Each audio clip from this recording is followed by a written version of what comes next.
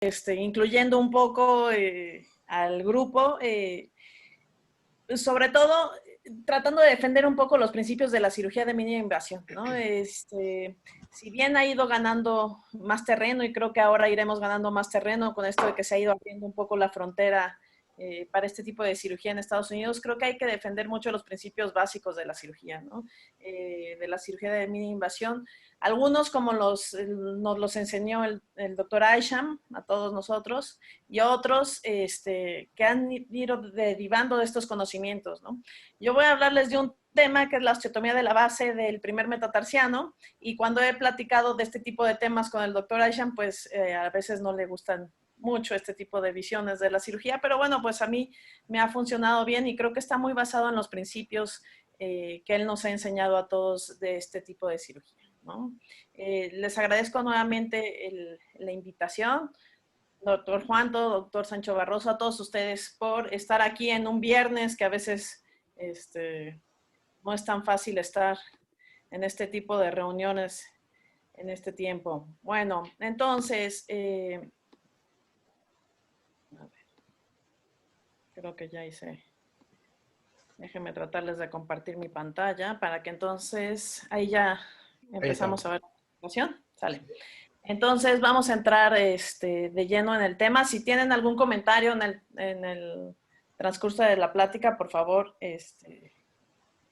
son bienvenidos, ¿no? Entonces, pues ya sabemos que hay muchísimos osteotomías para poder tratar las deformidades del antepié, ¿sí?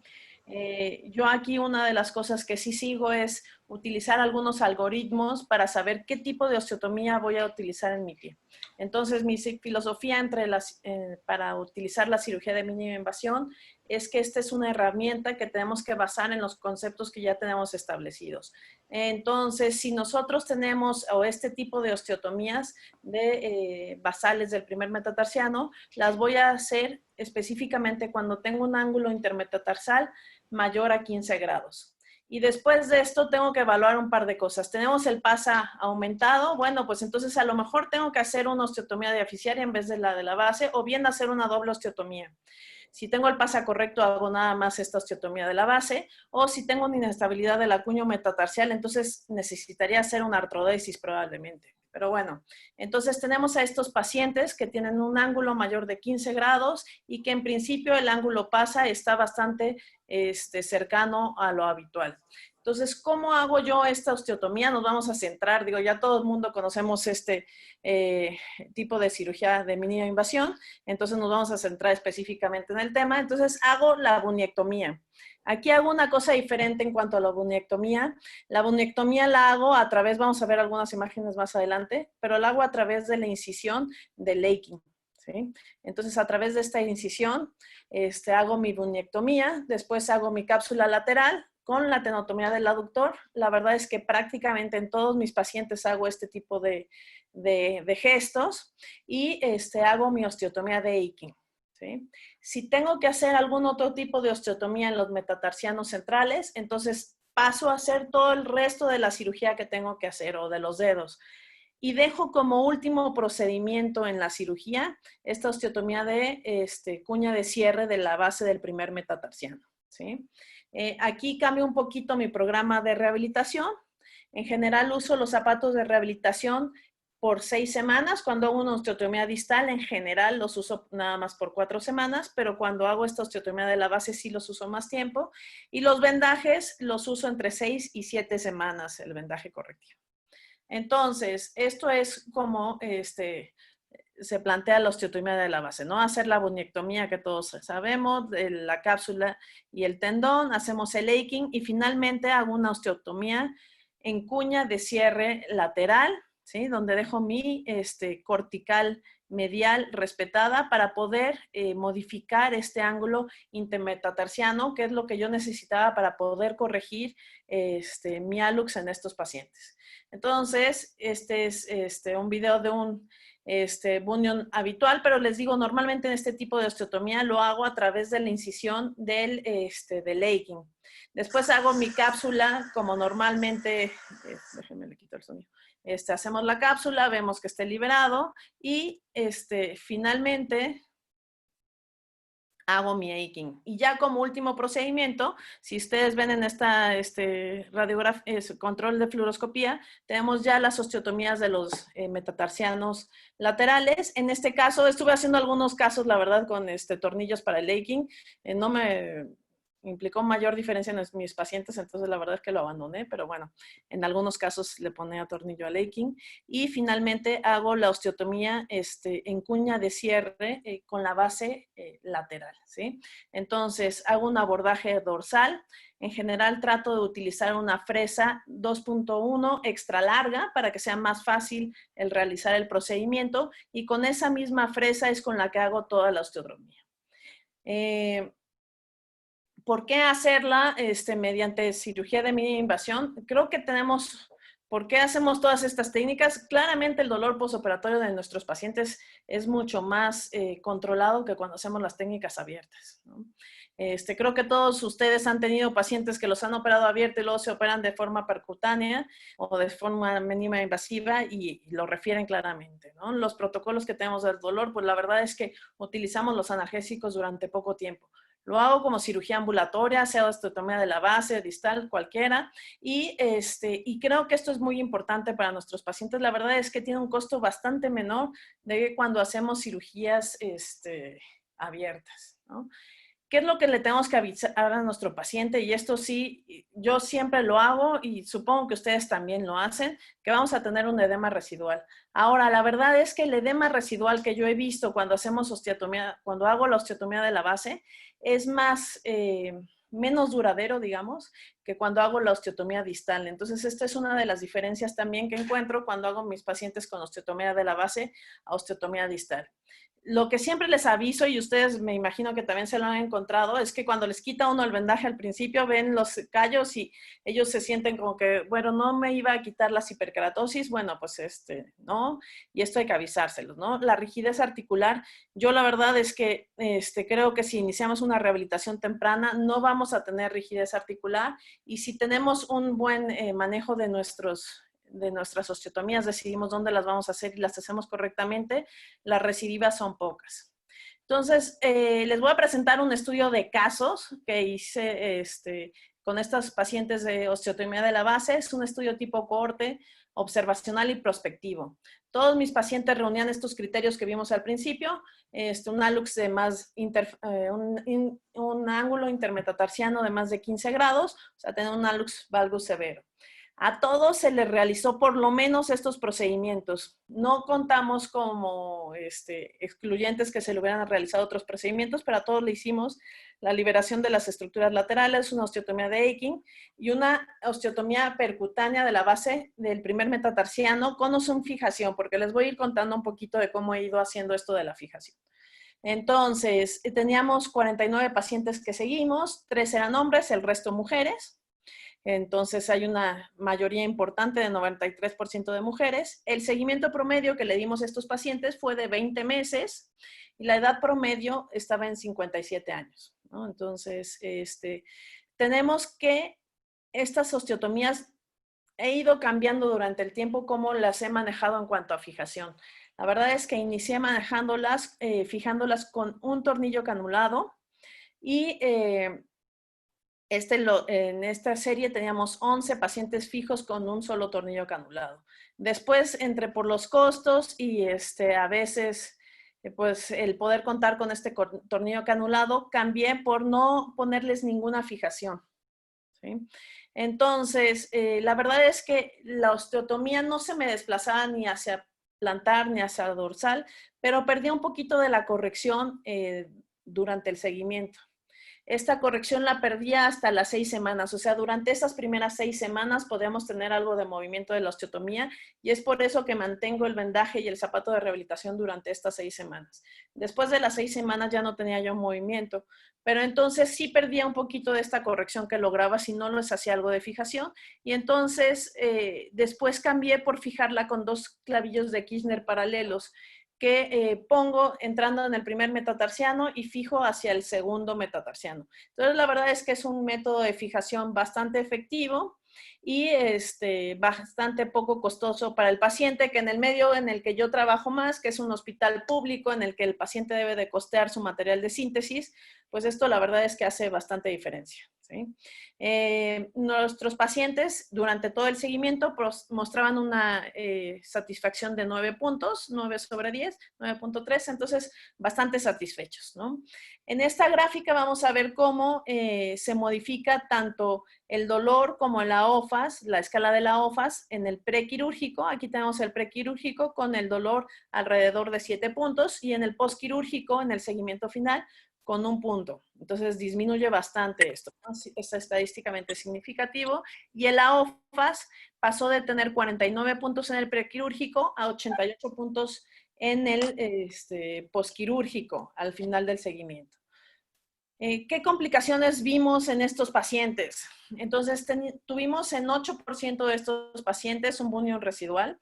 Yo la verdad es que si lo vieron en la diapositiva que les enseñé antes, soy bastante conservadora en la resección del bunion. Prefiero que me quede un poquito de bunion a que vaya yo a perder parte de mi superficie articular y que vayamos a tener artrosis posterior. Sí, opero a algunos pacientes la media de la edad anda en los 57 años, pues prefiero no tener problemas en cuanto a pérdida de la superficie articular. 2% de los pacientes tenían dolor en la bipedestación prolongada, después de 4 horas de estar parado les dolía su pie, y 2% tenían rigidez del segundo dedo. Esto no asociado a la técnica de la base, por el pero teléfono, para no habíamos hecho tener que estar ahí. algún tratamiento en los dedos. Claro. Al final del seguimiento, el 61% referían usar zapatos cómodos y el 39% zapatos que ellos consideraban normales, ¿sí? Entonces, vamos a ver algunos de estos casos clínicos y cómo hacen, les decía yo, que hago la buniectomía a través de la herida del Laking, ¿no? Entonces, hago mi incisión, desperiostizo para hacer el Laking y de ahí me bajo y desperiostizo para hacer la buniectomía.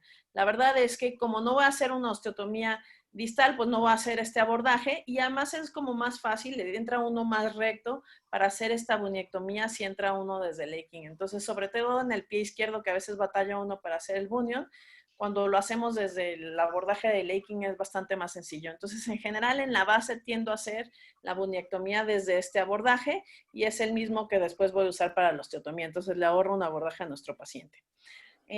Como ven, hago todo el resto de la cirugía. Aquí tengo las osteotomías en los metatarsianos centrales del dedo, de los dedos, las osteotomías de las falanges, lo que sea que necesite nuestro paciente.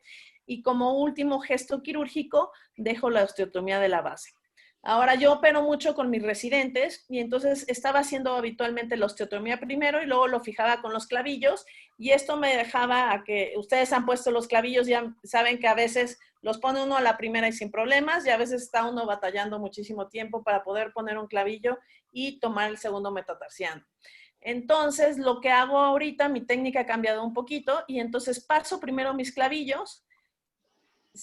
Sentimos que estamos tocando la primera cortical del segundo metatarsiano, los hacemos un poquito hacia atrás, retrocedemos un poco con ellos, pero entonces ya sé que los clavillos están bien orientados y se están dirigiendo para tomar ese segundo metatarsiano, ¿sí?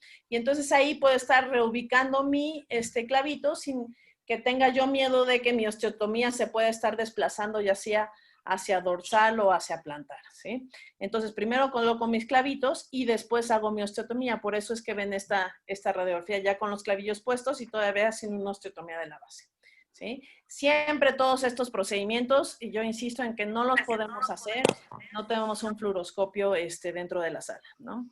Entonces, hacemos esta osteotomía de la base con la cuña, con la base de esta osteotomía hacia lateral y que finalmente vamos a respetar nuestra cortical medial y a cerrar este espacio mediante una osteoclasia para que me quede estable esta osteotomía y podamos hacer el cierre y la corrección del ángulo intermetatarsiano, ¿no? Entonces, esta osteotomía debe de ser lo suficientemente estable para que si cualquier cosa podamos dejarla sin fijación para que no se nos desplace ni plantar ni dorsal, pero les digo, yo prefiero ponerle estos clavillos ahora por no perder la corrección, o sea, como que el dedo trata de regresar a al ángulo que tenía intermetatarsiano. Como les decía, yo dejo estos clavillos más o menos por 6 semanas o lo más cercano a las 6 semanas. A veces los pacientes ya están un poco cansados de los clavillos, pero los dejo estas 6 semanas, los zapatos de rehabilitación también. Más o menos a la cuarta semana ya le pido al paciente que empiece a hacer ejercicios de flexión de los dedos y caminar algo sin los zapatos para que podamos tener una movilidad completa de estos deditos. La movilidad sin apoyo la iniciamos desde el posquirúrgico inmediato y los dejo apoyar por completo con todo y los clavitos desde un principio. Los clavitos en general pongo unos clavillos de Kirchner 0.62 y estos cuando los pongo más delgados he tenido en 2 casos que no entraron en esta serie porque fueron posteriores, donde se me rompieron los clavitos, pero también son pacientes que uno se fue a caminar al centro a buscar unas telas durante 4 horas y pues rompió el clavillo, ¿no? Sigo haciendo el manejo tradicional de la cirugía percutánea, donde cambio yo semanalmente el vendaje y me parece ahí muy importante que seamos nosotros quienes superamos y quienes sabemos cómo están esas osteotomías de estables o inestables, quienes cambiemos este tipo de vendajes. Entonces, básicamente, esto es un control de rayos X donde vemos cómo están esos clavillos. Hay veces que, bueno, pues la fijación es en el tercero, bueno, pues no pasa mayor. Pero bueno, y vemos cómo va haciendo esta consolidación con esos callos, que estamos bastante habituados a verlos en la cirugía percutánea, un poquito de callos más o menos redundantes, en general no dan problemas y la osteotomía pega rápido, bien y sin ninguna complicación, ¿no? Aquí tenemos cómo se ven nuestros pacientes en el prequirúrgico, la herida dorsal que les decía, a través de la cual hago la osteotomía de la base, y cómo se ven nuestros clavillos, que la verdad es que el paciente solo va a ver cuando nosotros hacemos la curación en el consultorio, entonces en realidad no hay mayor problema, ¿no? Esto es, una de las cosas también es que muchas veces nuestros pacientes tienen patología bilateral. En un principio también empecé haciendo un poco de este tipo de osteotomías bilaterales, pero siempre hay una de las osteotomías que o se desplaza o perdemos corrección. Entonces prefiero ahora hacer una osteotomía, o sea, la osteotomía de un pie y ya que hayamos acabado la rehabilitación, hacerla del otro pie.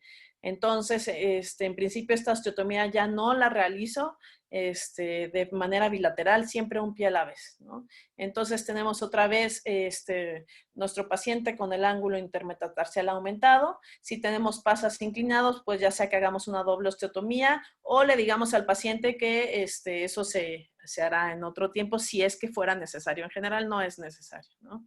Entonces tenemos nuestros estudios con apoyo siempre y cómo se ve en el postquirúrgico, ya con este ángulo intermetatarsiano corregido y con la consolidación que se va dando a nivel de la osteotomía de la base. Es muy importante que veamos en nuestra lateral que la cabeza no se haya ascendido ni se haya descendido durante la fijación de nuestra osteotomía, ya que esto es lo que más complicaciones nos pudiera dar en el caso de este tipo de osteotomías, ¿sí?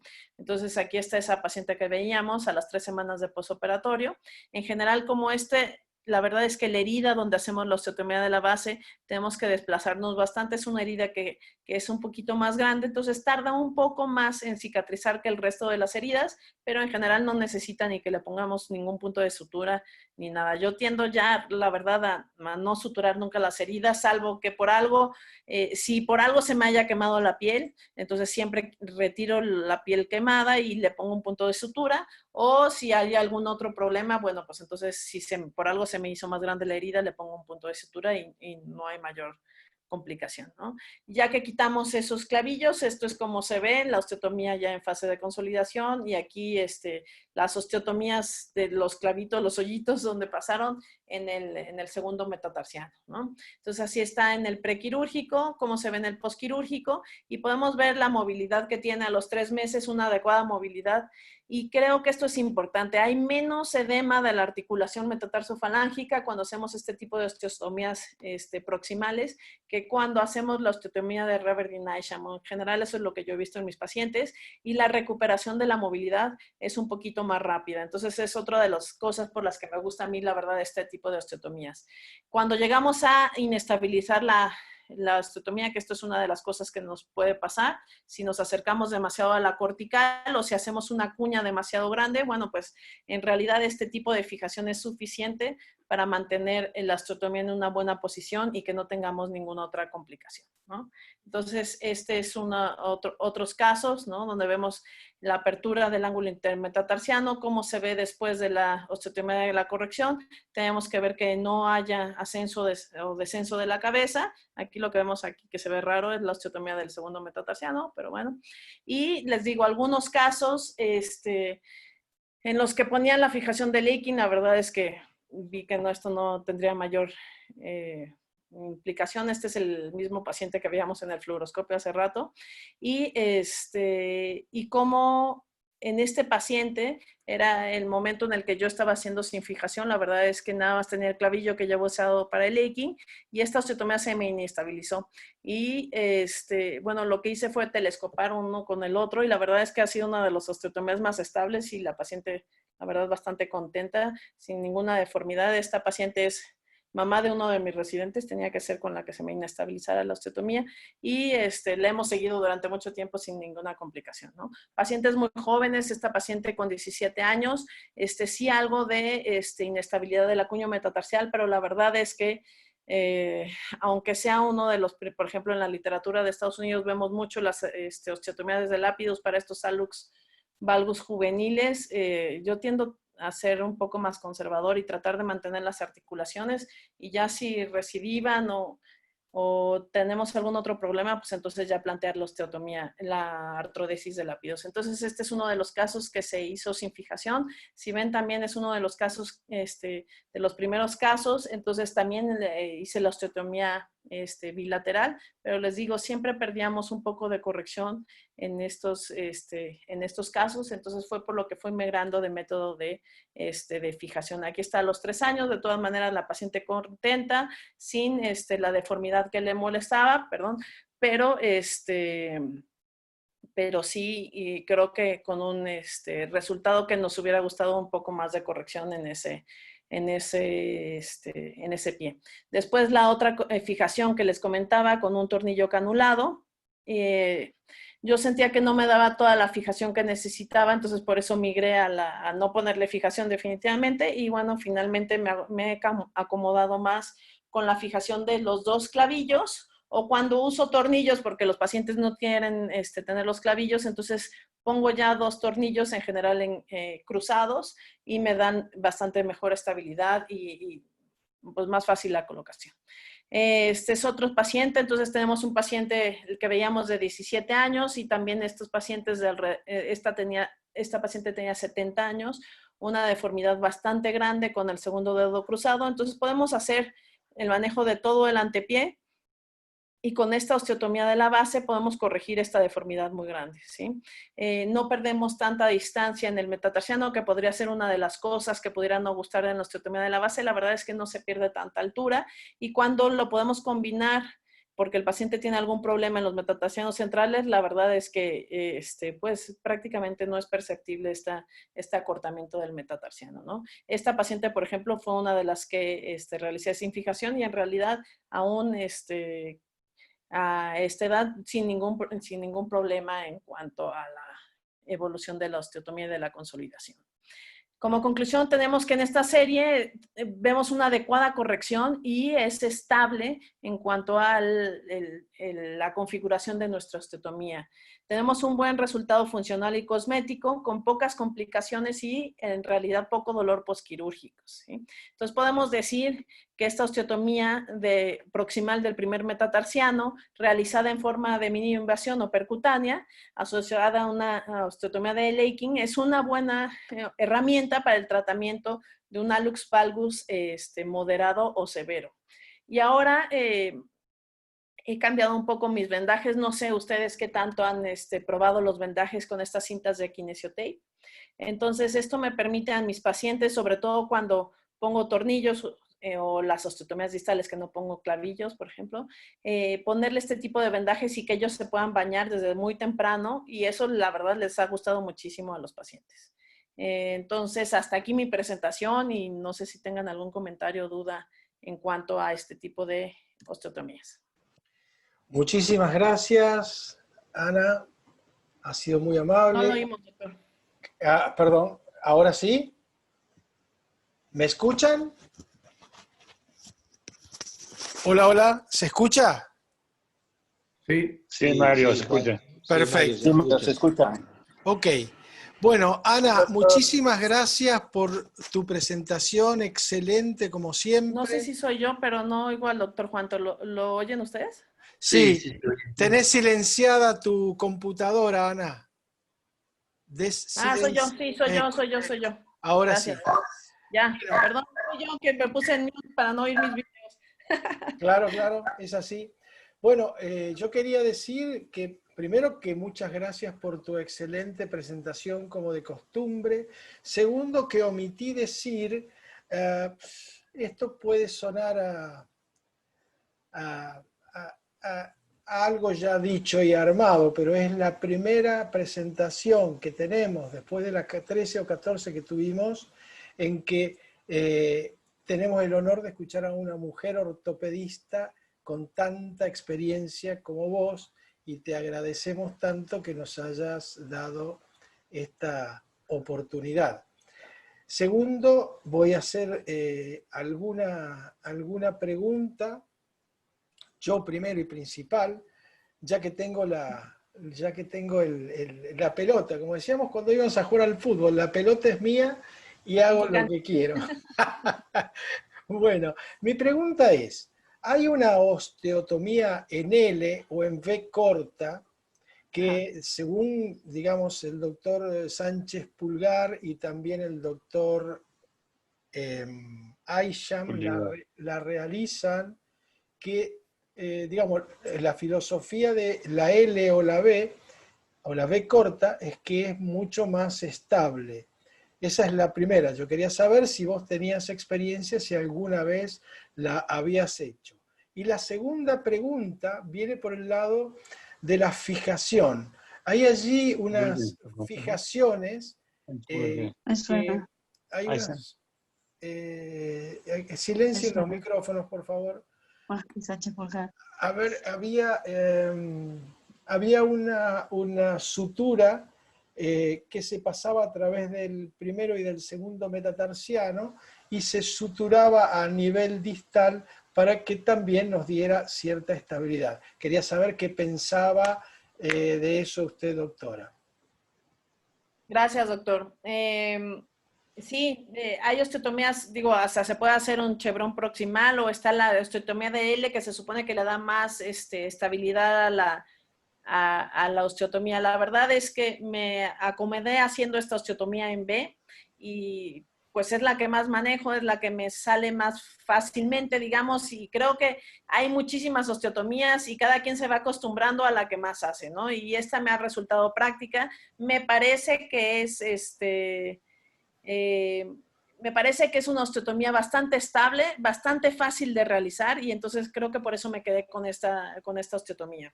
Ahora, en cuanto a la sutura que se puede poner, sí, hay una técnica muy vieja, no me acuerdo ahorita del nombre, pero bueno, en la que se ponía como un tendón o algo que fijara el primero y el segundo metatarsiano. Entonces lo traccionaba uno y yo pues ya he visto todos los materiales de fijación ahora, estos de Artex y poner un botoncito y esto. Eh, ¿Por qué no me gustan estas fijaciones en las que uno tracciona? Porque finalmente si vemos la fórmula de los metatarsianos, siempre el segundo metatarsiano es un poquito más dorsal que el primero. Entonces yo lo que siento es que si voy a poner una fijación en la que yo voy a traccionar, finalmente también voy a elevar mi primer metatarsiano. Y estas fijaciones siempre se hacen en la parte más distal del metatarsiano, ¿no? Entonces siento que pudiéramos elevar un poquito el metatarsiano y si hacemos esto, ¿cómo se llama? Podríamos tener una transferencia de las cargas. Ese es mi principio, no lo he probado en un laboratorio, pero eso es por lo que no utilizo este tipo de fijaciones, ¿no? Veo aquí en el chat, no sé si se valga, que me pregunta, por aquí ya perdí aquí, el doctor Sánchez Pulgar me Exacto, eso le iba a preguntar yo. ¿sí? Que si he medido el acortamiento, la verdad es que no, doctor, no lo he medido. Yo digo que por lo menos debe de acortarse pues el grosor de la fresa, porque es lo que estamos tratando pero también al momento, pues como el genovar o el valgo en los niños, cuando corregimos una pierna, pues a lo mejor, o bueno, no en los niños, sino en los adultos, si está muy deformada o muy curveada, cuando lo pongamos recto, pues también va a ganar algo de altura, ¿no?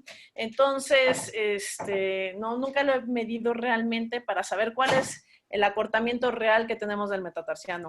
No, sería Perfecto. una de las cosas interesantes que hacer. Ok, aquí el doctor Arturo Maya, desde Guayaquil, Ecuador, primero la felicita por su charla y segundo hace la misma pregunta que había hecho yo. Perdón, Arturo, por haberte robado la pregunta, pero sí creo que la doctora ya ha respondido perfectamente a la misma, ¿no? Preguntaba si hacía la osteotomía en L invertida y si pone fijación, si pone fijación, si le da confianza su vendaje. El doctor Vicente González Jiménez pregunta, retirar el buñón, el buño a través de la incisión del Eiking, ¿cuáles fueron las primeras complicaciones, si tuvo, por este abordaje? Yo creo que lo primero es cuando tenemos pacientes, sobre todo los que ya han estado reoperados o los que tienen una patología más o menos crónica, que han estado haciendo procesos de edemas repetidos a nivel del bunion, pues siempre tenemos más problema para desperiostizar y esto. Y entonces a veces el entrar desde la incisión del Eiking, que está más lejos, genera un poquito más de problema. Yo creo que ahí, como en todos los abordajes de la cirugía de mínima invasión, la clave está en desperiostizar adecuadamente y desperiostizar hasta el fondo, ¿no? En general, nuestra hoja de bisturí llega sin problemas hasta la parte más proximal del bunion y lo mismo llega a nuestra fresa. Entonces, en realidad no hay problema y lo podemos hacer completo la buniectomía, ¿no? Ahí creo que si no podemos hacer, o sea, si hicimos nuestra herida de Eiking un poquito más distal, entonces sí nos podría dar problemas para alcanzar la parte más proximal del bunion,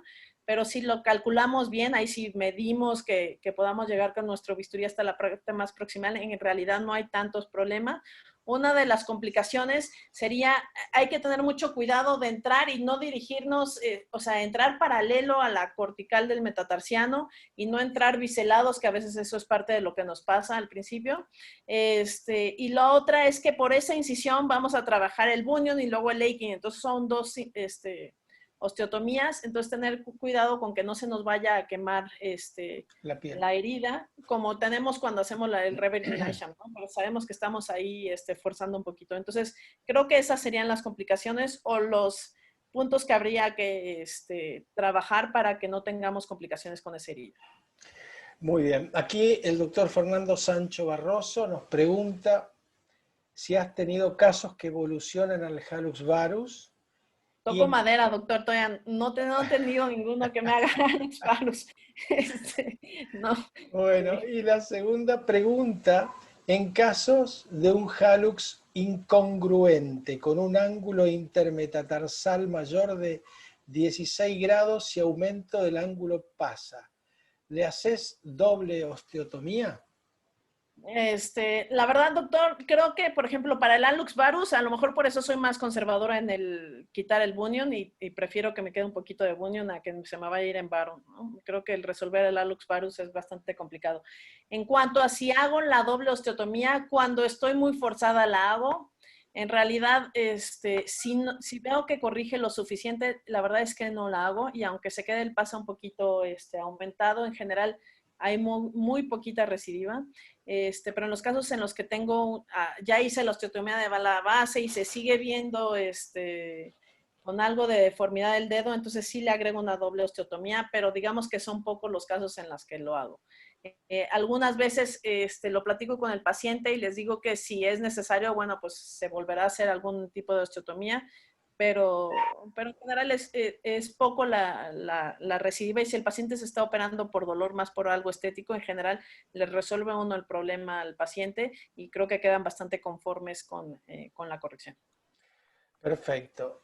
Yo tengo una pregunta basada en experiencia y en haber visto al doctor Juan Sánchez Pulgar, que vive en Córdoba, la tercera ciudad de la República Argentina, detrás de Rosario, que siempre nos dijo que la osteotomía proximal, distal, tipo Chevron, nos permitía corregir trasladando hacia lateral el extremo distal de la osteotomía, un grado cada milímetros que nosotros lateralizábamos.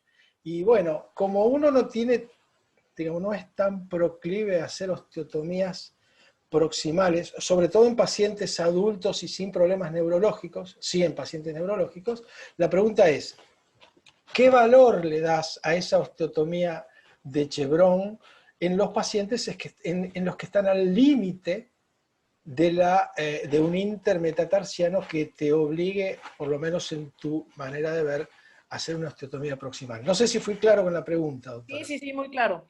Y la verdad es que voy a contestar con que, bueno, algunos de ustedes saben que somos varios ortopedistas en la familia, ¿no? Entonces, cada quien tiene su osteotomía consentida. Yo tiendo más a hacer la osteotomía de la base, o sea, si está en el límite, digo, bueno, pues este ya es para osteotomía de la base y la hago más de la base. Por ejemplo, mi hermano y mi papá no les gusta hacer la de la base y prefieren hacer el Chevron. Yo creo que esos son los grados en los que podemos jugar con varias osteotomías. O podríamos, por ejemplo, en un paciente que no tiene una hallux valgus tan grande y que tiene el PASA, pues en vez de hacerle una doble osteotomía, ¿por qué no hacerle un SCARF, que lo podemos hacer también de forma percutánea? Entonces, creo que podemos jugar con varias de las osteotomías que tenemos y yo creo que ahí sí juega mucho que está uno más acostumbrado a hacer un buen Chevron que lo pueda desplazar, porque no es fácil desplazar un Chevron, y que sea una osteotomía que sea estable y que lo podamos dejar sin mayor cosa más que el vendaje, que esa es como la idea. Y pues entonces yo me he acostumbrado más a hacer esta osteotomía de la base y a veces me jalo ya, mire que si lo veo así con el goniómetro, ya sabemos que los goniómetros tienen un más menos de un par de milímetros, entonces tiendo más a hacer la de la base, pero creo que finalmente varios de los casos que vieron aquí podríamos alegar si necesitaban osteotomía de la base o podríamos hacer un Chevron o hasta un Reverdin Isham desplazado sin mayor problema, ¿sí? Claro, perfecto. Esto es lo que siempre, por lo menos, opinamos nosotros. Digo, si yo tengo una técnica que me da buenos resultados para mis pacientes, ¿por qué si leo en la literatura o escucho a otra persona que hace otra cosa para corregir lo mismo, la tengo que cambiar? Es el famoso cada maestrito con su librito, ¿sí? Digo, y es la famosa frase de Einstein invertida. Él decía que para tener resultados diferentes hay que hacer cosas diferentes. Ahora, si yo tengo buenos resultados, como estabas comentando vos, Ana, ¿para qué cambiar? Si voy a seguir teniendo buenos resultados. No sé si me estoy explicando con lo que quiero decir. Es una cuestión filosófica, ¿sí? Y de no cambiar por cambiar. Si yo cambio porque no tengo buenos resultados, es una cosa. Si yo cambio porque aquel o aquella hizo algo diferente, me puedo encontrar en problemas y mi paciente se puede encontrar en problemas que es peor. Acá hay una última pregunta que hace el doctor desde Murcia, que se levantó recién de una siesta, porque son como las 2 de la mañana por allá. Dice, ¿lo envías a terapia por el tiempo de uso del zapato rígido y vendaje? Entiendo que Fernando está preguntando si lo manda a hacer kinesioterapia postoperatoria.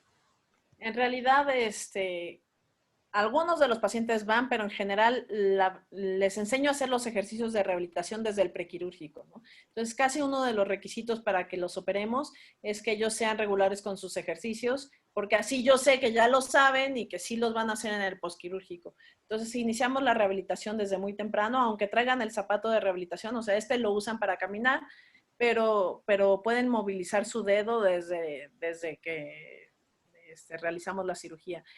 A las 4 semanas les digo, aunque ellos están usando el zapato para rehabilitarse, para caminar, los pongo ya a hacer flexión activa, o sea, cargando un poco de peso, para que no tengamos rigidez. Y en general, les digo, tienen menos rigidez que cuando hacemos las osteotomías distales. Entonces, no, pocos de ellos los envío a terapia y a veces son para, pues para que caminen, sobre todo los pacientes que tienen deformidades durante mucho tiempo y que están acostumbrados a apoyar en la barra lateral. Esto me da más trabajo quitarlo y es lo que más los envío a terapia. No sé, por ahí alguien me pregunta que si realmente hemos evaluado si los resultados son buenos o sesgados.